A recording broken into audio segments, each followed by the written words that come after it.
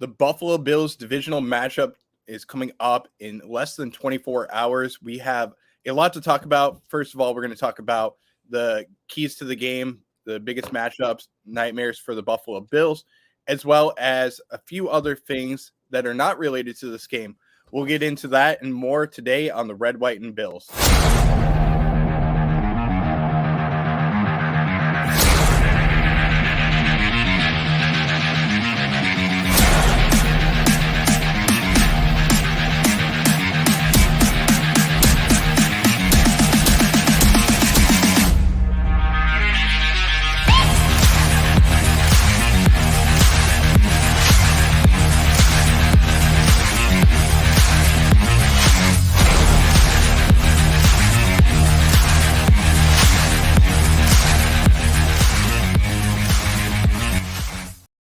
Welcome in, Bills Mafia, and welcome back to the Red, White, and Ruthless, presented by Nickel City Mafia, where our family business is football. Joining me today is my co-host and partner in crime, as always, Mr. Sean Kula, who has a better beard than I ever could possibly have. I have to say, I'm growing out the playoff beard just because the Bills are on a 6-game winning streak. Can't cut my hair, cannot shave just because of that. So, we have traditions where we have people jumping into the pit. I have a tradition where if the Bills win, I don't shave, I don't cut my hair. I've kept it alive for the past 6 weeks, so we're going to keep it around for a little bit longer until the Bills hopefully win the Super Bowl. So, Sean, how are you doing tonight, man? I'm doing great. Half of my AFC Championship prediction came true, so just got to have the other half come true tomorrow. So that's true. Excited, ready for the game. We have our weekly picks that we normally do. That is on your channel, Red, White, and Bills, but we have already done them, so we're pretty much halfway done with the AFC Championship game. We did pick the Bills for that game, but we also have the NFC Championship game, which is going, well, not the NFC Championship game, but the NFC games that are going on today. We have the 49ers and Packers going on, so we'll see who wins that one, but we both took the 49ers in that game. But let's focus on the Buffalo Bills and Kansas City Chiefs matchup. And I want to bring up real quick, the first thing that I want to bring up is the comparison between Allen and Mahomes in these games. And I think that this is a great graphic, as you can see. But this is something that I found where the Mahomes versus Allen all-time matchups, we have Mahomes and Allen tied at 3 wins each. Completion percentage, Josh Allen is by far ahead with 67.8 completion percentage versus 61% for Mahomes. About 302 passing yards for Mahomes in those games, 269 for Allen. 130. I'm sorry, I don't want to say 135 because that would be incredible in 6 matchups. Passing touchdowns, 13 passing touchdowns to 5 interceptions. Versus 15 touchdowns to 3 interceptions for Allen. Allen leads with about 101 passer rating to a 99 passer rating for Mahomes. So great numbers there. But this is going to be one of those games where we know it's going to be a slugfest going back and forth. So let's start with the defensive side of the ball, because that's one area that we think it's going to be an offensive game pretty much. But let's talk about the defenses in this game to begin with, because they don't get enough love. And I think that the Kansas City Chiefs deserve some love in this game. So let's talk about Steve Spagnuolo's defense, and let's begin talking about the defensive line. And I want to bring up a specific player in mind who has pretty much had nightmares for the Buffalo Bills each and every time that we face him, and that's Chris Jones. So, Sean, I want to open up the show by talking about Chris Jones and why the Bills are going to have to do a better job interior-wise to be able to stop him. And I think that we have the answer right now with Mitch Morse as well as Osiris Torrens clogging the middle of the offensive line for the Bills. Yeah, I mean, he's a exceptional player who can take over any game. I wouldn't say he's dominated every time he's played us. I mean, he's made plays, but he's never, been the thorn of our side. But obviously he has the capabilities of doing that. He's he's probably, besides Aaron Donald, the best D tackle in the league. He's got the mixture of strength and speed and, just toughness and everything that you would want in a D tackle. He could even move over to defensive end. And again, it doesn't matter who's in front of him; he can make plays. So he will be making plays. He's not going to get 0 tackles, 0 pressure, 0 sacks. He will be doing something, but again, he's just a guy you have to really key in on.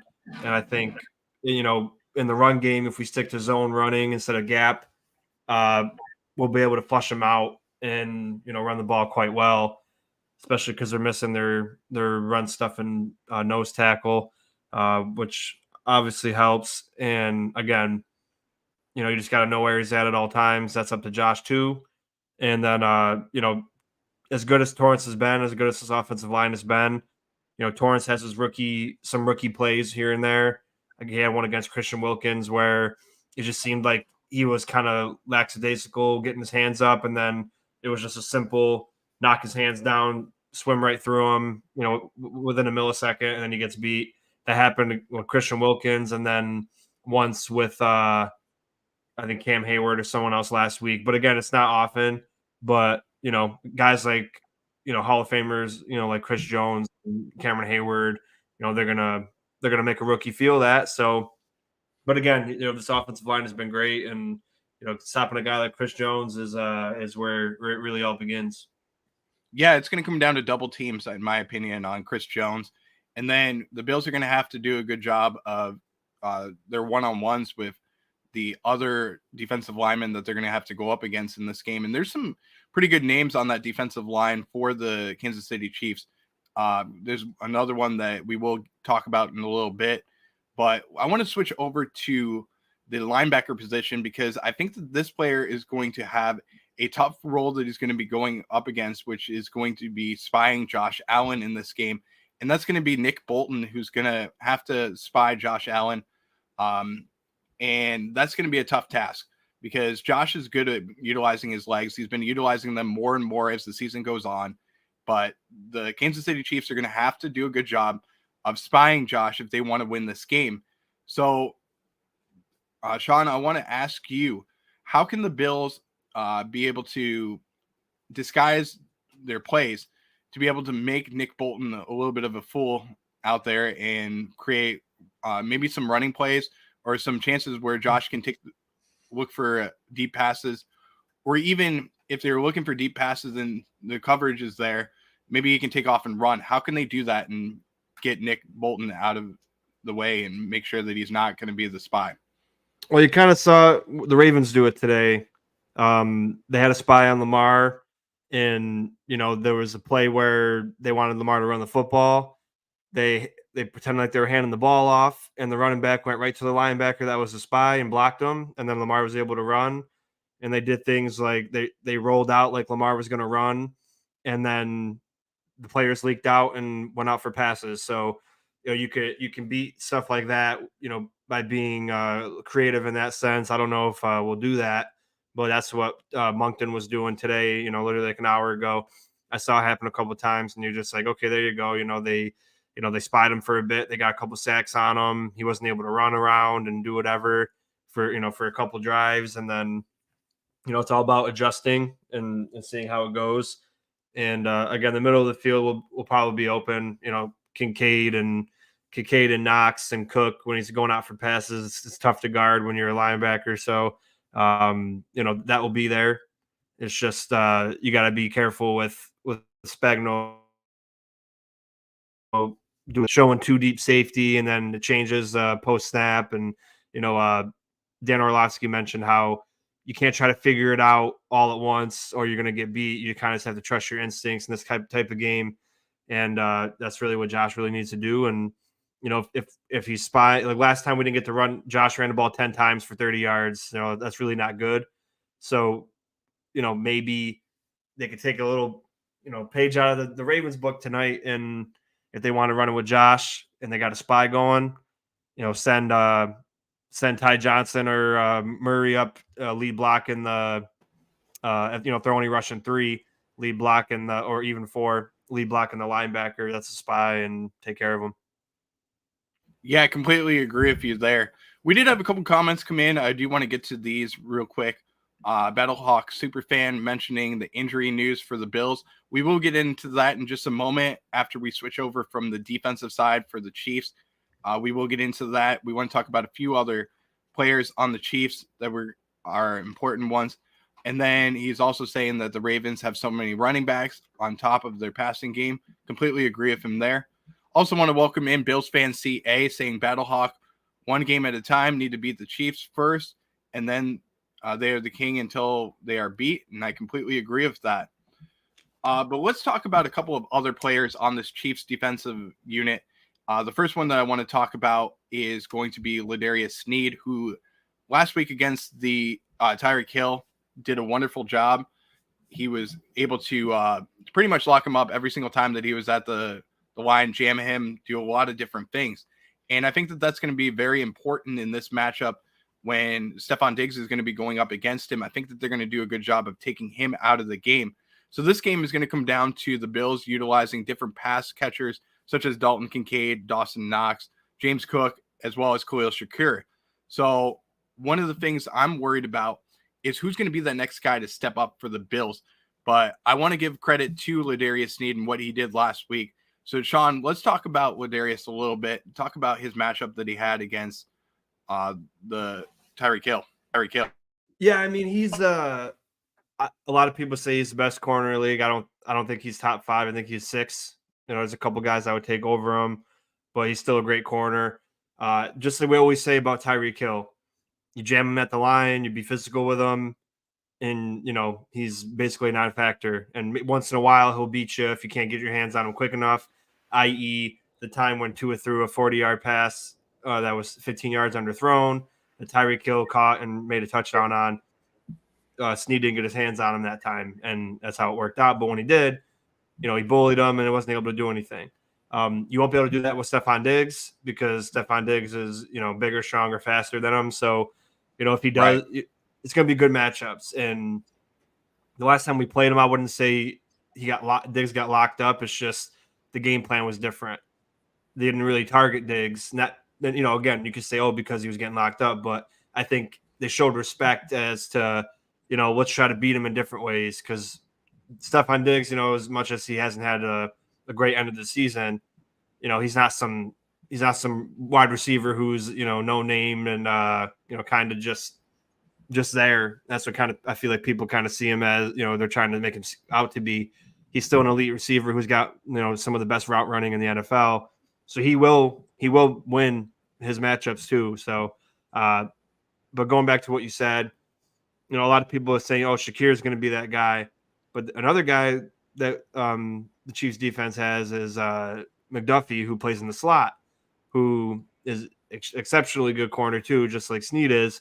And I think, both matchups, you might be able to get them once in a while. They might beat us once in a while. It's just going to be tough matchups. So you're mainly looking for Kincaid and Knox and maybe a guy like Hardy or Cook to step up besides that. But again, don't just ignore Diggs and Shakir just because they got a tough matchup. This is the playoffs. It's going to be tough. And you need your guys to make bigger plays and better plays against a great competition. So, I'm not concerned about either of them. They're both great, but it's gonna be hard to beat them, almost every time. So, yeah, I completely agree with what you're saying there, Sean. I mean, it's going to be a tough matchup no matter what, and especially with some of the losses that the Bills are going to have on offense, it's going to be pretty tough. So let's talk about the last player before we get into the injury report. And the last player that I want to talk about is George Karlaftis, who has been having a very good year for the Kansas City Chiefs. He's one of the players that I think that we have to stop. He's having one of the pretty much the better years for him. And he's 6'4", 263 pounds, but he's done a lot this season and throughout his career in Kansas City. This season, he's played in 16 games, 45 tackles, but he has 10.5 sacks so far this season. Last year, he had 6 sacks. He's also had 3 passes defense this season. Last season, 7 of them. So he's doing some good things in Kansas City, and I believe strongly that he's going to be disruptive in this game, especially going up against either Deion Dawkins or Spencer Brown, whichever one he decides to go up against. It's going to be a tough matchup no matter what, and he could be a difference maker, especially when he's given the one-on-one matchups on this defense. And with Chris Jones inside getting pressure, I think that he'll get one-on-one matchups, and he could be a nightmare in the backfield, especially with Josh Allen back there as well. Yeah, I've never been a big Karlaftis fan. I know Jake likes him a lot. I just feel like he's good, but I think people are seeing him for more than what he is right now. Again, he can make plays. He's a good edge rusher, but he's not that guy that's going to take over a football game. I think it was last week he did pretty good. I think he had a couple of sacks, a couple of tackles for loss. He had a really good game. But again, if he's on Deion Dawkins, I'm not in the least bit concerned. And Brown has shown he could, hold his own against elite pass rushers too. So it's again, these guys can make plays. Our guys can make plays too. So there's not one player that they have, offense or defense, that I'm like, oh shit, this guy's going to tear us up. So because we got just as many horses as they do. These two teams are both pretty similar, and as far as quarterback, offense, defense, they probably got a better special teams than we do. But yeah, I mean he's a good player, but I'm not, I don't think he's gonna, kill us. And I could be wrong. We can come back here next week and he's got 3 sacks, strip sack, and everything. But I trust our team. I trust our tackles. I trust our tight ends chipping to keep these guys in check. Yeah, I completely agree there. Let's switch over to the injury report. I do want to get to the one comment real quick before I switch over there. As I'm doing this, I will switch over, but people have asked, number one, about the injury report, so I'm going to switch over to that real fast. The Bills do have some injuries to report. Number one is going to be Christian Benford will be out for this game. This is a lot of injuries. I mean, let's just talk about it. We do expect Josh Allen, Rasul Douglas, Stephon Diggs has been taken off the injury report already. Tyrell Dodson probably going to play, as well as Micah Hyde and Leonard Floyd and Von Miller all expected to play. But there's a lot of people out there, number one, that are out or questionable. Christian Benford, as well as Gabe Davis. And then you add in Taylor Rapp and Balin Spector. But 4 questionable as well with Terrell Bernard with the ankle injury. That's going to be a big question mark for the Bills. Then you add in Rasul Douglas, who last week did not play. He has been reported that he is expected to play, but we'll see how that goes. And then Taron Johnson, questionable as well with the concussion. Hopefully he can play. And Sam Martin is questionable, but the Bills have made a transaction that makes it seem like, number one, that he's going to play in this game. So let's go over the players that have been called up from the practice squad. 2 players have been called up. AJ Klein, who last week had 10 tackles in the game. Spectacular game for him. He was supposed to be in Key West, Sean, on a family vacation. Yeah.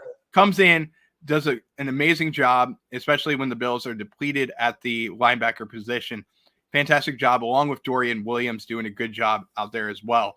But the Bills relied on him, somebody that hasn't played a lot this season. I don't think he played a snap on the defensive side of the ball this season until that playoff game. Came in and made a good name for himself out there.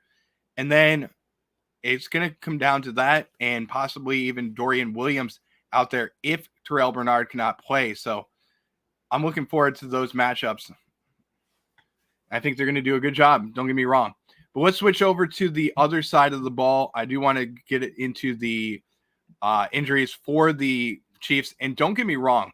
You won't see it on the screen, but there is a lot of injuries for this defensive side of the ball on the Kansas City Chiefs, as well as the offensive side.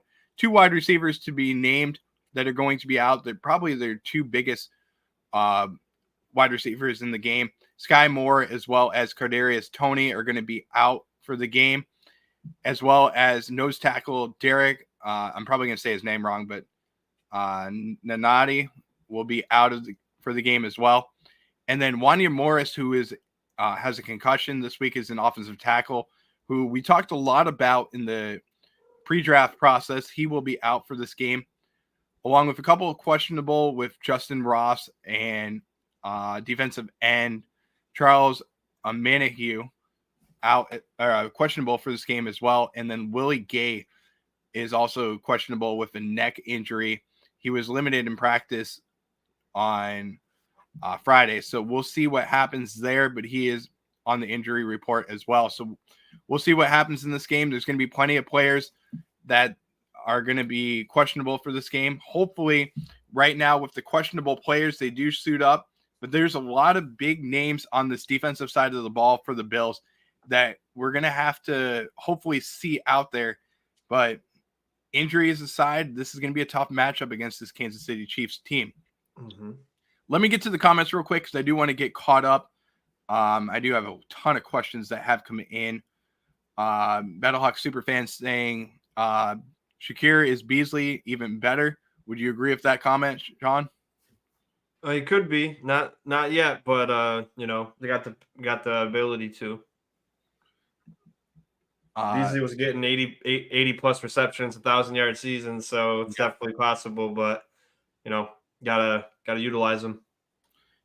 Yeah, I completely agree. Bills Fan CA asking how's the weather in Buffalo today. From Battlehawk Superfan saying still some snow today, but we should be okay.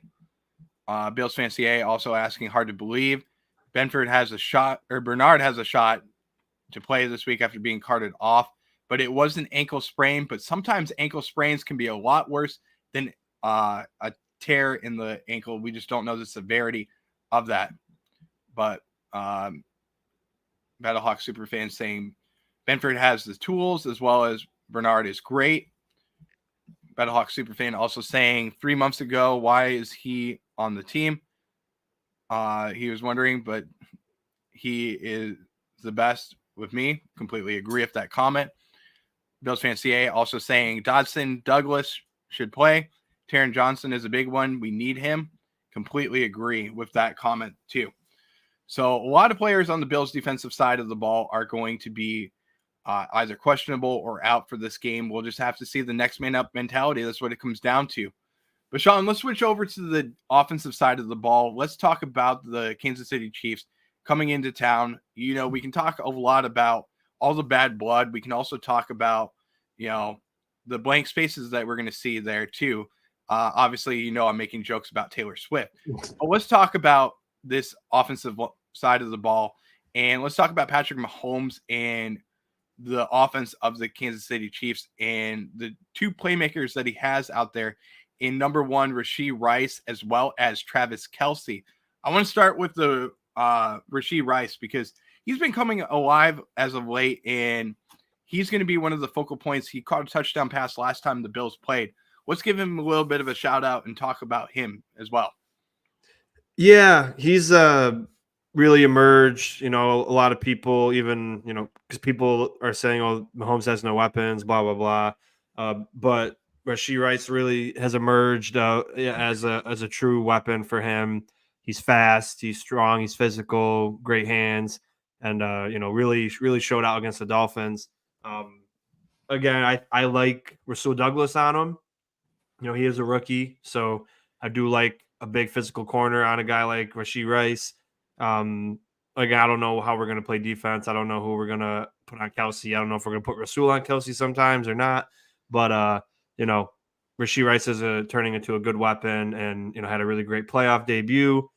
And Kelce goes. He's still Travis Kelce. He has a couple drops here and there, but again, he could turn it up at any time. He had a pretty good game against us last time. He had 80-something yards on 6 catches.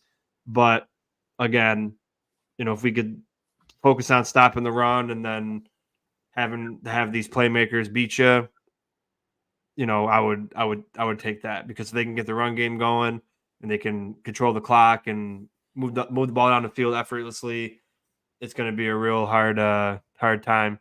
Yeah, Mike. Yeah, he said Tony, and who else? The other Sky Moore. They're both out. Yep, Tony and Sky Moore. Obviously, Tony, if you don't remember, back to the last time that we played, he was the one that lined up off sides.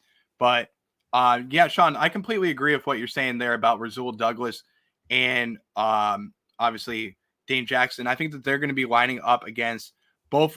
At times, they're going to line up against Kelsey or obviously Rashee Rice. But I think that the matchup should be flipped around. I think that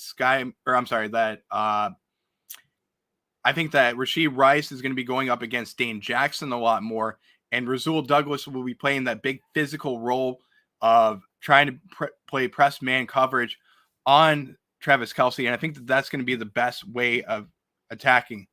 But yeah, and I don't know. I don't like Dane Jackson on Rashee Rice. And I don't really think you need to play press man with Travis Kelsey. I think you know, you could play tight on him, but I think I'm saying jam him at the line a little bit, try and disrupt the coverage of what they're trying to run. I think that would be the best scenario for what they're going to do out there. And I think you also need to be physical on him too. He gets frustrated at times. He get in his head a little bit. That's something that we got to see. But listen, we're going up against Sean Hockley, who's thrown a ton of flags on us. And I do want to get into that too. Over the past 4 games that Sean Hockley has called for the Buffalo Bills, over 350 penalty yards have been thrown on the Bills. So that's almost 90 yards per game that we're going to see. So Sean Hockley obviously is going to be our referee. 8-2 for the Kansas City Chiefs in those games that he has played. Obviously, I'm not a Kansas City Chiefs fan. Obviously, I'm a Buffalo Bills fan, but I do want to get to some of the biggest stories that we can talk about as well.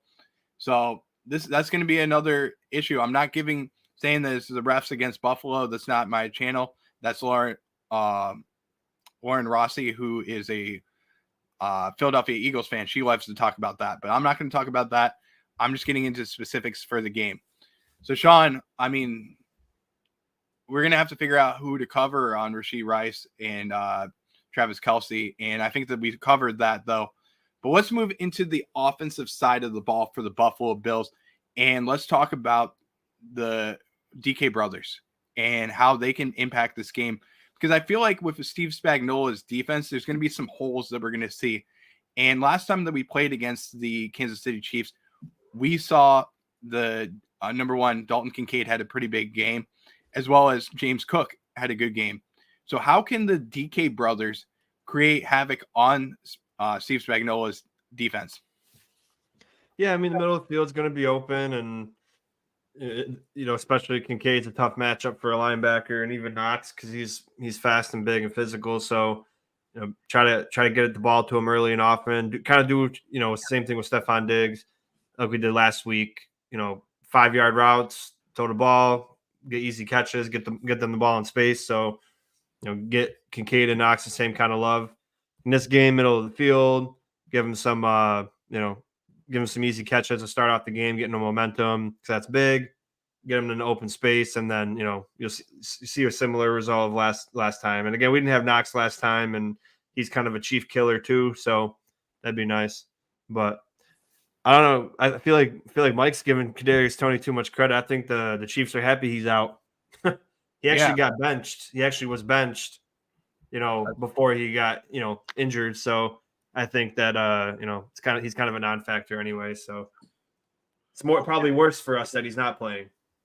Hey, if he lines up offsides in this matchup, we'll probably win. I mean, that's what it comes down to. But obviously, kidding aside, but let's also talk about. I want to talk about the perimeter wide receivers and the receivers outside of Stephon Diggs and how they need to step up in this game. We've talked about Khalil Shakir a little bit, but there's guys behind him in Trent Sherfield as well as Deontay Hardy. Somebody that's other than Stephon Diggs and Khalil Shakir is going to have to step up in this game. We're going to have to see the Bills utilize the deep ball a little bit in this game too. And I feel like this is one of those games where we could see a guy like Deontay Hardy go off and be able to catch a couple of deep passes from Josh Allen. Do you feel like it's going to be that way too, Sean? It's hard to tell. I mean, I don't think it's necessary. This is kind of a game where you got to be kind of not careful, but strategic in how you play the game, because you don't want to be too risky, give up the ball, but you don't want to be not risky enough and, struggle to move the ball. But I think just focus on short intermediate routes, and then if they go single high, then maybe you can get them over the top on a double move or whatever. But guys like Shakir, guys like Hardy, guys like Isabella and Sherfield, they need the ball in space. So they're not we don't have the best team as getting separation. So waiting forever for them to get open when they have a good secondary, and then having to have the offensive line block for 6 seconds, and then if they let up any pressure at all, everyone's going to say they're horrible. So it's just the longer you hold on to the ball, the harder it is for people to block. Because you don't need more than 3 seconds. So get these guys open in space, get them quick passes, and let them. That Shakir play against the Steelers, you got him the ball, and he made a play happen. And when you watch it again, like close up, you're just like, wow, how did he even put on those moves? That's insane that he did that. So we have a lot of guys like that. We don't have, besides Diggs, we don't have any boundary receivers.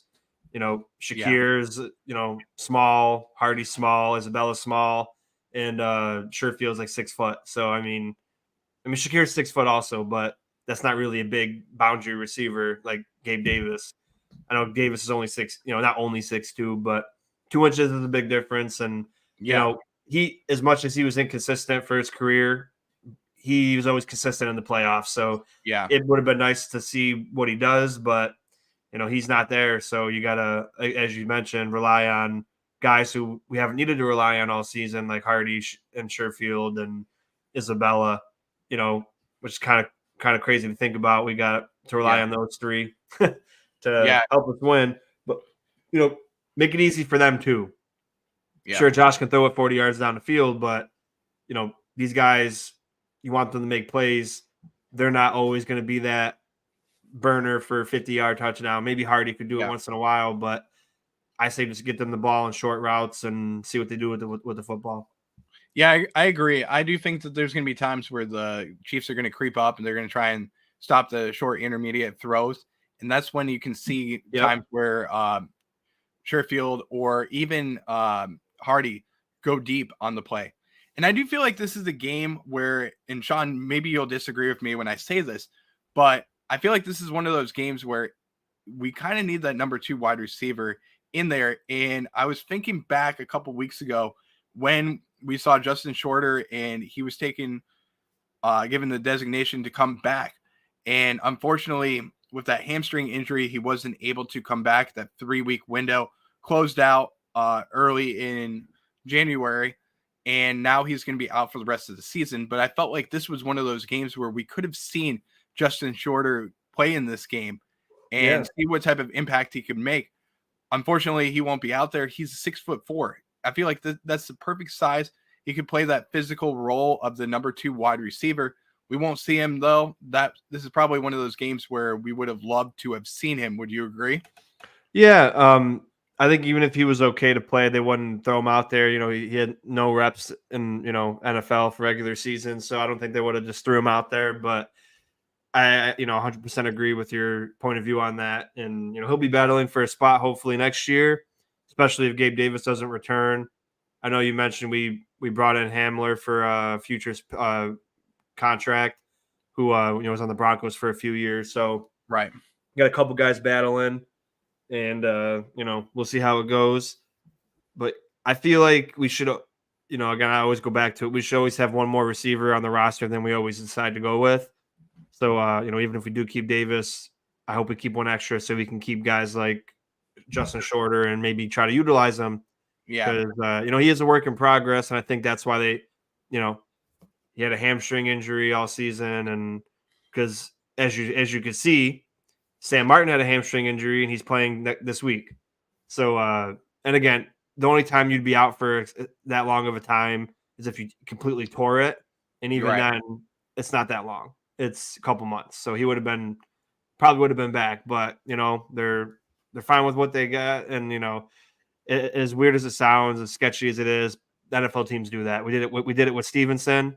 Yeah. Now we did it with Shorter, and we did it with Isaiah Hodgins as well. Yeah. For 2 years. So we will bring Shorter back and we'll see. But yeah, it'd be nice. It's always nice to have a bigger receiver because the high point of the ball and the point of attack, when you're catching is better. Now, if you're throwing a deep ball to a 5'7" Hardy and he's on a corner that's 6'2", unless you really thread the needle in there and drop it in the bucket, you're gonna get tipped or picked off, or the Right. chances of success are less likely. So I think unless you're going for digs or if there's a guy wide open, just stick to the intermediate stuff and some short stuff. And that Isabella play that didn't work out where we sent him on a jet sweep in motion and then went to go Right. throw him the ball in the flat and Allen missed him. Plays like that for those kind of guys where Oh, yeah. they're fast and shifty, they can get in open field. That's what you want. And even though we don't have a tall guy beside in the boundary this week, we have to work around that. Completely agree with what you're saying. And Battlehawk Superfan brought up a good question. Our weapons, Diggs, Kincaid, Cook, Shakir. Will we find another one in the draft this year to make the Super Bowl? I do think that that's something that we could definitely look into. A guy that I would love to see in Buffalo, Keon Coleman, who played for Florida State University last year. He's coming out of the draft, and I think that he would be a great fit for Buffalo. There's also some wide receivers that are going to be free agents that we will preview later on. A couple guys to keep in mind are Mike Evans. I think that he would be a wonderful fit in Buffalo. But is the asking price going to be too much for the team? That's something to keep in mind. There's also a couple of other guys that I think will be free agents as well. Teams might move on from. Adam Thielen is another guy that would be a great fit in Buffalo, a veteran wide receiver who had a very good season in Carolina. He could be somebody that's moved on from in Carolina too. So it's just to be determined whether that happens. We'll see, and we'll have more free agent talk after the season. We don't want to get into that right now, though. He's also mentioning that we onboarded 2 to 3 more weapons since 13 seconds. Completely agree with that comment. Also, Josh really does not like Smurf receivers. Completely agree. As well as Adam Thielen would move the needle huge. Completely agree. So I just want to get young. I just want to get young at receiver and any position, because that's how you get sustained success. Like I like Poyer and Hyde, of course. I got their autograph. I'm a big fan, but I was like, I'd rather just get 2 really young, brand new safeties instead of worrying about old people. But again, I always want to keep everybody on the team. I love them, but especially when you're thinking about Josh, his big part of money contract's going to start kicking in. Yeah. You're not going to be able to sign all these, free agents and big time people. So if you got Kincaid and Cook locked up, you got Diggs for at least another year, you got Knox already, then you can, you got Shakir too. And then you draft a great receiver. Like, you could get lucky, maybe because it's not as, it's rare to get elite quarterbacks when you draft than elite wide receivers. There's no reason why we can't draft a CeeDee Lamb, a Jamar Chase, a Justin Jefferson. Right. So if you could draft a guy like that, or a Tank Dell, as you wanted extremely bad, and I was always like, Brett, chill with Tank Dell. All you do is talk about Tank Dell, and Tank Dell turned out to be a really great weapon. So third rounder, wasn't he? So yeah, it's possible to get a great guy like that. So if you could draft an elite weapon that's young, elite wide receiver, then you got your young tight end, your young wide receiver, your young running back, all on rookie deals, while your quarterback's making a ton of money. And then when it comes down to it in a few years, you could change things around when you sign them. So get young, and getting younger is good. Like, look at the Packers. They're the youngest team in football. They started off 2-5. Now they're playing divisional round and in a 1-score game against the Niners right now in San Fran. So getting young is good. But, again, like Brett said, we'll talk about it on hopefully in February. But, I like where we're going. I completely agree with you there. I appreciate this from Battlehawk Superfan saying that I was right on Tank Dell. I mean, listen, I called it out. I've watched him a lot. I've watched the conference that they play in, and the American Conference is one of the better conferences to watch. And I saw him at Houston. He was incredible. I've seen him in person. He was one of those players where I'm like, damn, when he gets into the NFL, he's going to make a difference for himself. And then when I saw him go from the University of Houston to the Texans, I said that this is going to be one of those weapons for CJ Stroud. He's going to make a big difference out there for them. And he's He was good as a number one wide receiver, but he was also making plays on special teams too. But let's switch over from talking about draft stuff. We can talk about that later on. We got, months to talk about the draft stuff. Let's talk about this game for the Bills. And Sean, I want to talk about the keys to the game for the Bills and how they can win this game. So let's go over the keys to the game, how you believe the Bills will pull off a victory against the Kansas City Chiefs. Yeah, well, I definitely think the home crowd does make a difference. And, I didn't even realize that. I forgot there was no fans in 2020. So when they came, it was just like playing at any other field, except for, Bills got to sleep in their own bed that night. Right. So that is completely different. It changes how opposing offenses have to run their system. They have to go on a silent count. Things go crazy. And I've been to two games this year. The Dolphins won after Tyreek Hill said we're just a normal fan base. And then the Thursday night game with Baker Mayfield. And even just for those normal games, it was the craziest thing I've ever heard as far as noise. Yeah. I've been to quite a few games, and this is going to be a whole new level. I'm not even going to be there, obviously, but I already know it's going to be a whole electric, different kind of level. So that's going to play a big role, and then as Battlehawk says, this is his first road game in the playoffs. So he has, and like, as Dawkins said, he has no idea what it's like to play in front of Bills Mafia. So. And he has no idea what it's like to sleep in a hotel in Buffalo, too. So let's just put it that way. He's going to find out. He's going to find out. And I think that matters, but we should be able to run the football. If we can continue to run the football well, it'll open up everything else for us. It'll be able to make us so we can do play action. It'll be able to make it so the linebackers aren't going to cheat. DBs aren't going to cheat. And they're going to have to play. We're going to dictate to them what kind of defense they have to play.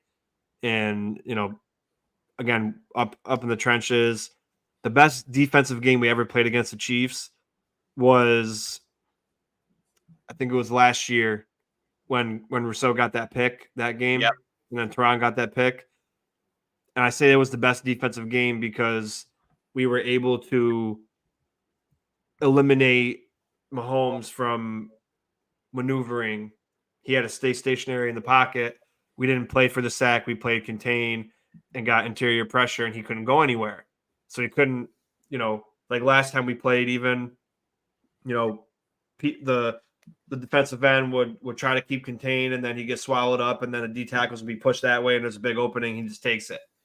That didn't happen in that one game that, last year where we won and he had 2 picks. So if we could play similar to that up front, and you still get pressure, obviously, but you keep Mahomes from maneuvering around in the pocket and going off script and finding Kelsey wide open. It's a lot harder for them to maneuver the ball. And, of course, stopping the run, that's huge too.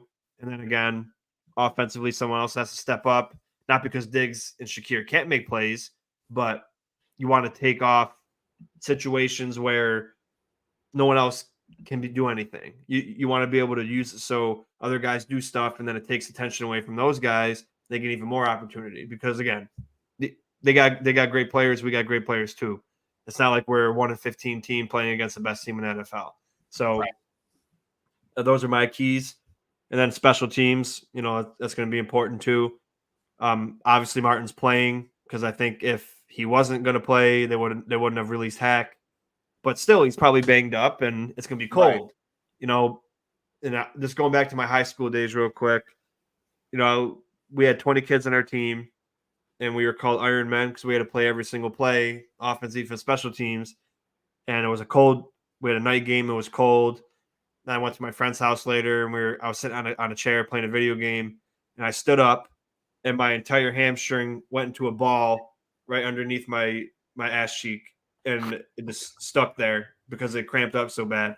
Wow. And that hurt. That was, that kind of thing, a hamstring, like that could bring a grown man to his knees and make him cry. So, he's going to get cold.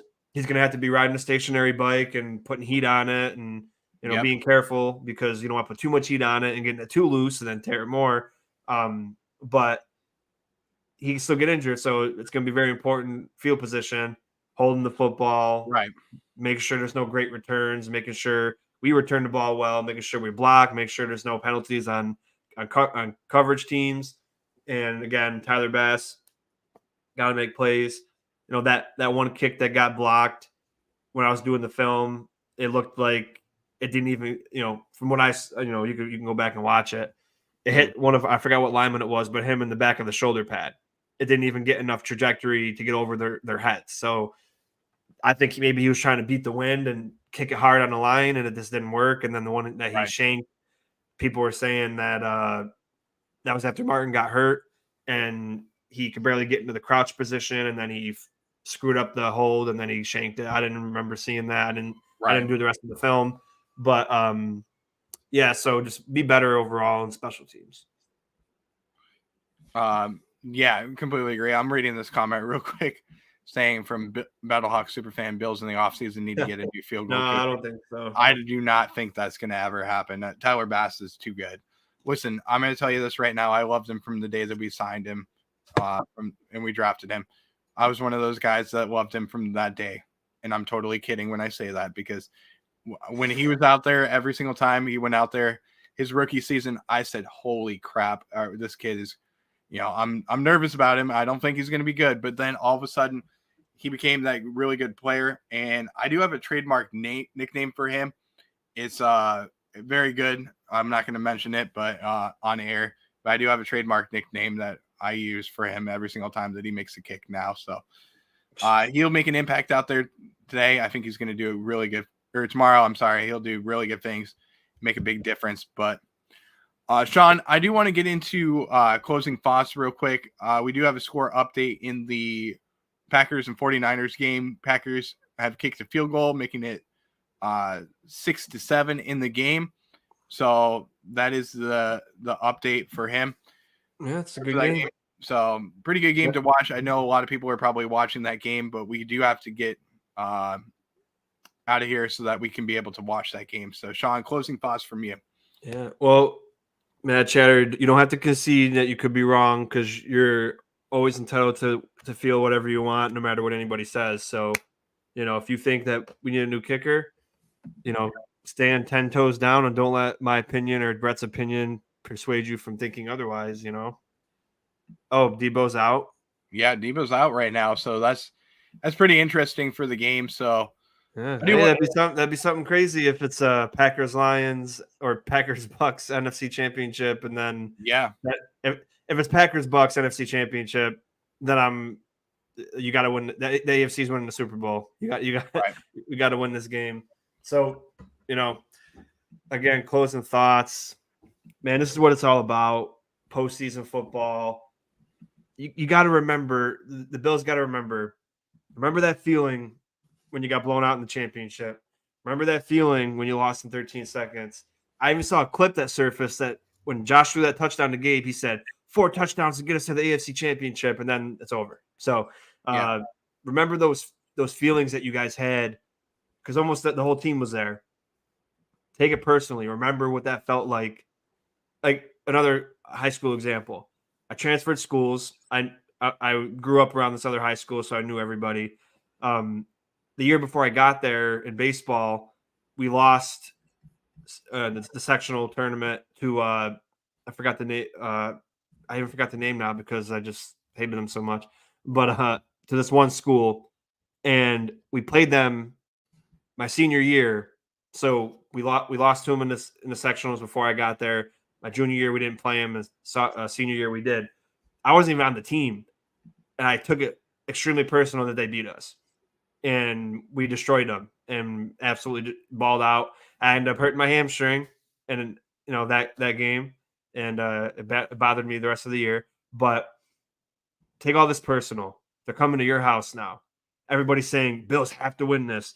The Chiefs are bad. The Chiefs are vulnerable. And I hate hearing that too. People are saying, "Oh, the Chiefs are vulnerable. The Chiefs aren't good." The Chiefs are good. The Chiefs aren't vulnerable. They're a good team. When people think they're vulnerable, well, I mentioned it in our show yesterday. They're not. Mahomes just is on the same level as far as having weapons around him, and everyone else has, minus Purdy, Tua, and Joe Burrow. He has one elite weapon. He's got an elite defense. He's got a great run game, and he's got a great O-line. Most people can't say that. Josh Allen had never had any of that besides the one weapon in the defense. Yep. Motor was good at running, but we didn't have an offensive line. We couldn't use our running backs properly because of that. And then we had Diggs. Yeah. And we had a good defense. Now we have Diggs. We got an O-line, just like the Chiefs do. Their running game is better than ours. And I would say we each have one elite weapon.